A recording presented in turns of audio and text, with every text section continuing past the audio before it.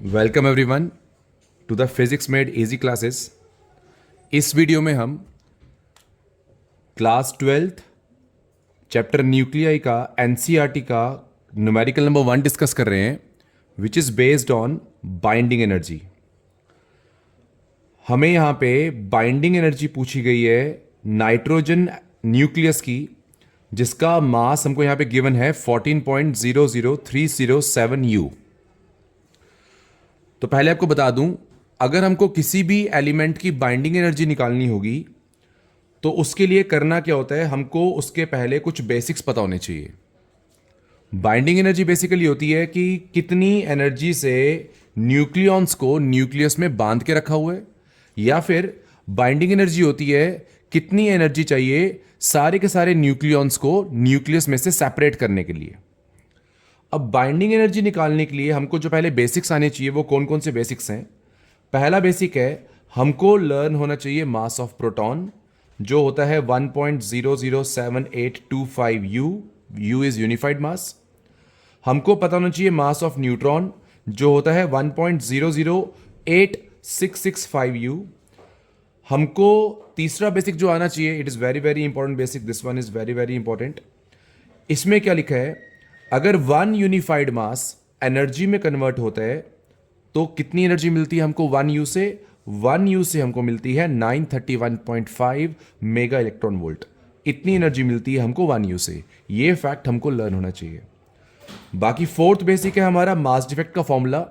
Mass defect कितना होता है न्यूक्लियस में, उसका यहां पे ये फॉर्मूला लिखा हुआ है कि mass of proton plus mass of neutrons minus mass of the nucleus. और आखिरी में जो मैंने यहाँ पे सिंबल यूज किए हैं Z और A, उनके बारे में बताया गया है कि कोई भी जर्नल एलिमेंट है हमारे पास X, तो ऊपर उसका एटॉमिक मास लिखा होगा, नीचे उसका एटॉमिक नंबर लिखा होगा।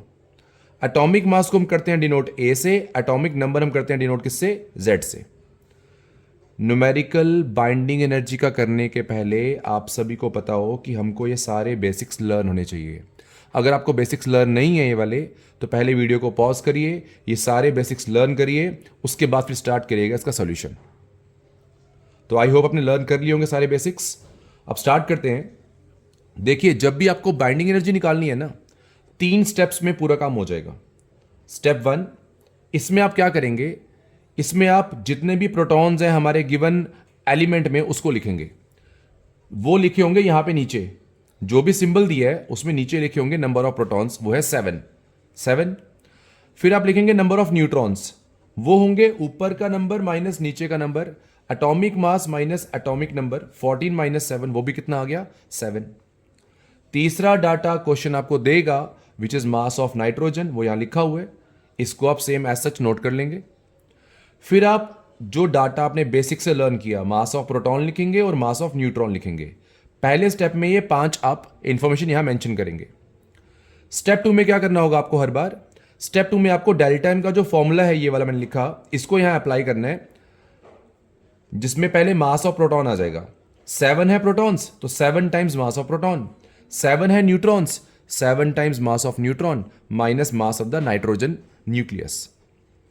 सारी वैल्यूज पुट करेंगे जो ऊपर लिखी है हमने, मास ऑफ प्रोटॉन पुट करेंगे, मास ऑफ न्यूट्रॉन पुट करेंगे, मास ऑफ नाइट्रोजन पुट करेंगे।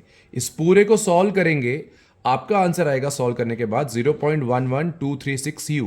मतलब कि जो नाइट्रोजन हमारे पास एलिमेंट है उसमें इतना मास डिफेक्ट है। अब आखिरी में हमको निकालनी है बाइंडिंग एनर्जी, और हमारा ये वाला इंपॉर्टेंट बेसिक कि 1 U से कितनी एनर्जी मिलती है, 931.5 MeV। 1 U से कितनी एनर्जी मिलती है, 931.5 MeV।